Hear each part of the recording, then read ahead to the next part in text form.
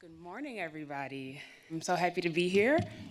I will tell you all, well, first I want to thank the Urbanism Next Committee, the steering committee, and all of the people who helped plan for inviting me. I'm so excited to be here. I found out about the Urbanism Next conference when I was a first year graduate student at Carnegie Mellon, and I thought the work you all were doing was so compelling in thinking about the steps beyond the technology and the impact it has on society. And so that's really where I spend a lot of my focus at Carnegie Mellon, looking at how we can increase access and equity with autonomous mobility. So it's exciting to be following Julia with some reality. I'm going to admit, you all, I'm an optimist, so I'm going to be sharing some of that optimism with you all today around this technology. As Nico shared, I am the director of the Autonomous Vehicle Initiative at SAFE, and we are a transportation policy research organization that focuses on producing high-quality, fact-based research and analysis for policy recommendations for lawmakers, regulatory agencies, and the public. And we've been working on this since 2014, working to articulate the benefits of this new technology, and our reports have looked at things like workforce benefits, accessibility for people with disabilities, economic benefits, environmental benefits, and even what we're talking about today, which is how I joined the team. And so I'm gonna start with the problem. We're talking about equity here and access to opportunities, and I want to share a few stats with you. There are 197 million Americans that do not have adequate access to transportation options in their communities today. There are 25.5 million Americans who have travel limiting disabilities, and that number will continue to grow as our population continues to age. The average commute time for public transit is 47 minutes by bus, 47 minutes by rail, 45 minutes by bus, whereas the average commute for private vehicles is only 26.7 minutes. And so these are transportation challenges that are often contributing to higher rates of unemployment, lost income, fewer education opportunities, and they're overall diminishing people's quality of life. Unmet transit need really begets more unmet need. Millions of our Americans are struggling with accessing basic needs like healthy food or getting jobs or access to critical social services like senior and veteran care.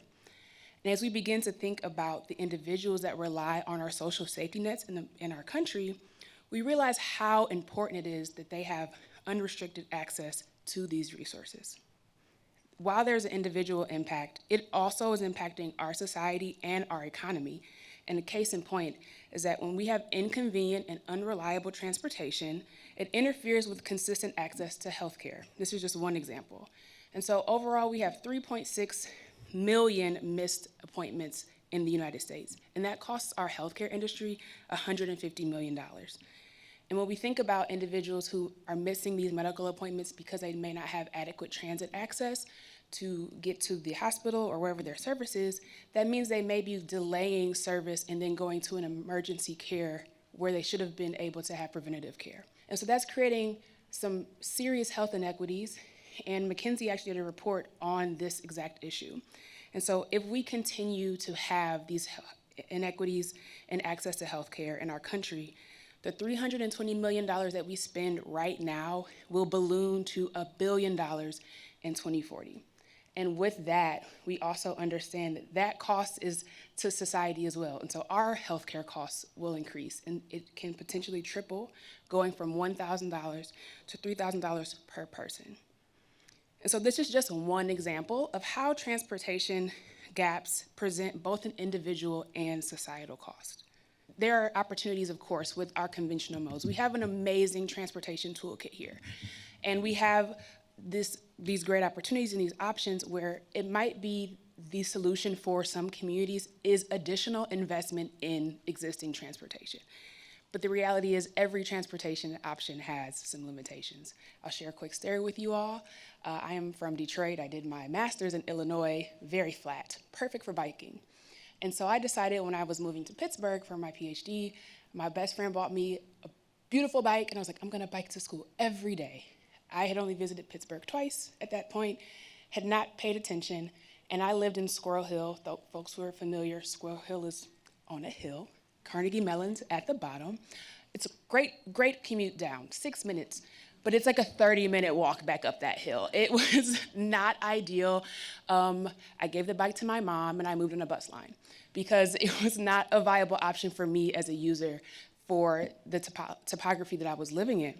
Funny example, but the truth is there are limitations for every service. I also own a car, but parking is really expensive at Carnegie Mellon, and I was a graduate student on a graduate student stipend. So that wasn't an option for me either.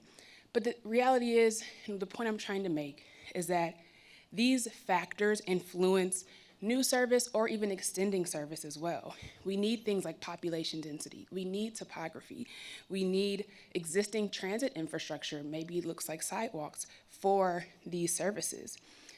And as such, there are other communities where just additional investment may not always answer every question because maybe they don't have the base demand that makes them economically viable, And so we talk about the problem, and so we've kind of outlaid the individual and societal things that are happening. And meanwhile, we have this new energy happening in transportation, a new prioritization that represents a shift in how transportation programs are being viewed and delivered as it relates to equity in the United States. It's a really exciting time in that regard. The US DOT released the Equity Action Plan last January, and it outlines their equity focus areas, one of them being increasing access, which we're talking about today, so it's really exciting. And they've identified 4 performance indicators from this particular focus area. And so first, they want to make travel cost less for the user. Lower income individuals spend a larger percentage of their income on transportation than their counterparts. And equitable and high quality transportation systems will help to address these disparities and increase residents' upward mobility. Second, we want to get people where they need to go more efficiently. Commuting to work by transit, like I shared before, takes almost twice as long as the private vehicle. And so emphasizing and putting effort and investment behind in reducing travel time is really important to US DOT. Next is also providing more opportunities for people to go the places that they want to go. And that goes back to my example even around transportation access to healthcare. The inadequate coordination of our land use, our housing and transportation policy investment has resulted in this restriction of access, and that people need that for their fundamental service.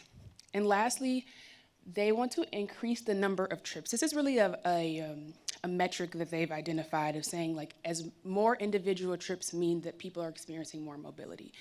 I have a different take on that, and I'll share that a bit later, but that's the 4 that US DOT has identified as it relates to increasing access. We also have these AV companies. Julia shared some of their vision. I think you articulated it really well, so I won't belabor the point, but they have spent a lot of time and investment in developing and piloting these vehicles, trying to, one, prove the feasibility, trying to prove the potential benefits, and they are ready to scale and figure out their viable business model.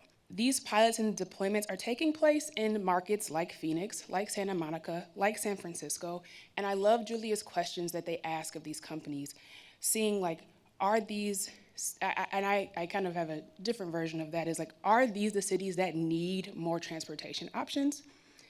And if there is an unmet need in these communities, is it being met? And is that where service is being promoted? And I'll say that I really believe there's an untapped market of transit-dependent population that needs service. And so we have all of these things happening at once. We have a focus on transportation equity at our federal level and city and state. We have a new transportation option, a new tool in our toolkit. And it's developing, it's piloting and deploying, but is it doing it in the places where it's going to be the most meaningful as it relates to equity? And if we don't do something about like the status quo as it relates to piloting and deploying, it's possible that SAVs, autonomous mobility, can exacerbate our current transportation our current transportation issues. And so this is what I think is the desired outcome, is that there is a major opportunity to help support these federal transportation policy goals, and we can deliberately support the establishment of this new industry by serving the market of disconnected Americans that are currently underserved by our current suite of transportation options. I believe this is a desired outcome of how we can use this new tool. Shared AVs, I believe, can be a tool in closing the gap by addressing some of the physical limitations of our suite of transportation options, by relieving some of the economic burden for agencies and individuals, and support the improvements and desires for efficiency and reliability of public transportation. And so how do we do this, and what does it have to do with a sandwich? Okay, follow me for 2 seconds. I like to think of SAVs, so shared autonomous mobility, shared autonomous vehicles, as a sandwich service, okay? And that our entire transportation system is a sandwich. And this is my favorite sandwich. It's essentially a BLT. It's a very fancy one that's vegan. I had to take a picture of someone else's. I'm actually allergic to avocado, but what I'm saying here is that we have this wonderful bread. It's a in-house rosemary focaccia. There's bacon flakes that are coconut because I no meat, garlic aioli sauce, the avocado, the greens, tomatoes. Our transportation system is a sandwich. There are different things that different cities need. And so SAVs can come in and add that missing piece in some instances. Sometimes it might be the bun, sometimes it's the lettuce, sometimes it's the sauce. But the point is that we design and create our sandwich. And these are just a few examples of ways that autonomous mobility can be deployed in cities. But each city is its own different sandwich. Each transportation system has its own need. And so robo-taxis I think of as like our toppings or our fillings in the sandwich. Companies like Uber and Lyft, they operate within a city and they provide value at varying levels in different cities. I know that they definitely provide cause a mixed review or some controversy. However, they do address a demand that is unmet, especially for some folks. Next, first and last mile is the bun. Public transport is available in some places, but maybe it's too far to walk to. And so first and last mile can provide a great option, even when micromobility is not a viable option. Maybe it's due to topography. That might be another reason. Next, we have fixed route. And so I think of fixed route as a sandwich meat. And fixed route mimics our more conventional public transit service, but the unique opportunity that shared autonomous mobility offers is that we can right size. So maybe it's not appropriate that we're having 40, 60 passenger vehicles in some of these areas that have unmet demand. The reason it's not being met right now is because it's not a justifiable cost for a bus, a rail, or any other service. And so we can now right size and affordably provide service that's currently not being met.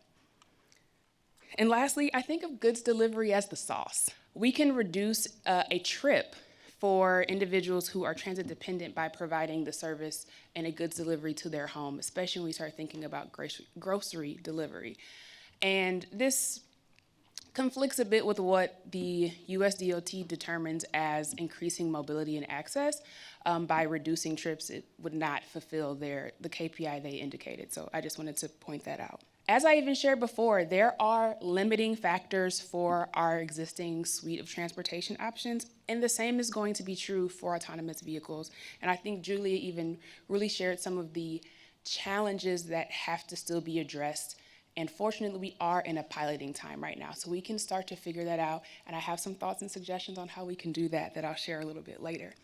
And so, are there opportunities to increase and improve transit access? Absolutely. But as I shared already, there are limitations. And I looked at some of this work in my dissertation that first understanding, like as I shared before, autonomous vehicles are able to provide a right-size service when demand is a bit lower. And so thinking about where we can have autonomous vehicles in communities and where they should be placed, like geographically, is really important. And they really are allowed to shine when there's a lower passenger demand and they can run in 1, 2, and 4 vehicle fleets to serve a neighborhood. And in order to continue that service, there needs to be some operating parameters around fleet size, around operating hours, and trip distance. One, this determines some of the cost efficiency, but also I think about mitigating congestion, thinking about how to be the most impactful and extracting the most benefit from the vehicles. So beyond these caveats of the technology itself, there are also some challenges as it relates to our status quo policymaking and business development. First is this novel vehicle design limitation. Wide-scale deployment is currently not feasible because of the federal exemption process that restricts novel vehicle design manufacturing. And there needs to be a new federal framework to unlock and access those benefits. Second, if AV piloting and deployment continues to follow this trend of serving areas that already have sufficient transportation, we again have that threat of exacerbating existing disparities in our transportation system. And so it's our job as policymakers and planners to harness this innovation to achieve more social and equitable outcomes with this tool and work really proactively towards achieving the positive benefits. And so I present a few policies. 3 that we at SAFE are recommending for scaling autonomous vehicles in a way that helps open economic and social mobility opportunities to tens of millions of disconnected people in the United States. First is prioritizing government engagement and input. And when I say government engagement, I mean it at every level. At the federal level, we need DOT and NHTSA to develop a pathway for full-scale deployment, and this way we can expand service to meet unmet need in future deployments. I want to be very specific about that wording. Second, we at the state and local level with the safety and manufacturing decided at the federal can now use the bandwidth to focus on policies that address access and mobility according to the local need in the area. And finally, we need to have iterative feedback loops with riders in the loop. It is critical for improvement in fulfilling the goal. And the last point I want to make is also allowing for a variety of public-private partnerships and experimenting with what that may look like now that we have this new tool. And we need not only the public's input, but private companies who are operating and familiar with this technology to figure out the best formula. And so the conversation is needed at every level. It is essential that every seat at this table is full so that this can work. And number 2 is creating incentives to increase access. As companies are considering service expansion, public sector investment is a leveraging tool to harness transit equity outcomes with shared autonomous mobility. We can create incentive programs with clear service parameters. For example, it may be a geographic boundary or a temporal boundary that can help to ensure the benefits of the technology are also equitably distributed within the transportation system.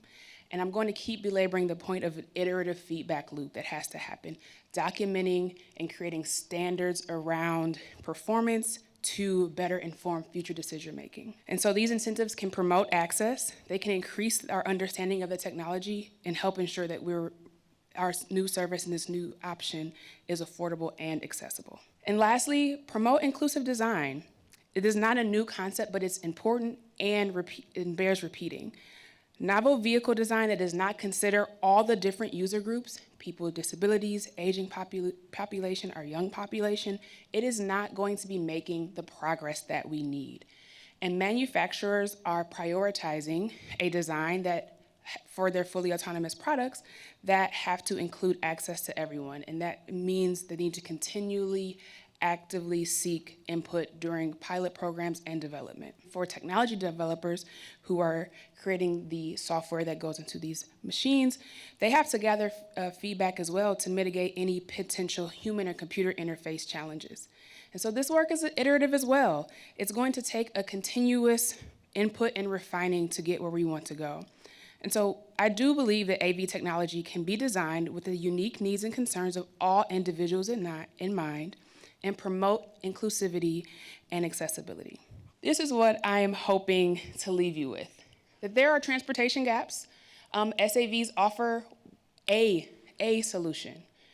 And shared autonomous mobility solutions are abundant. I covered a couple, but there need to be policies in place to ensure that the deployment is equitable.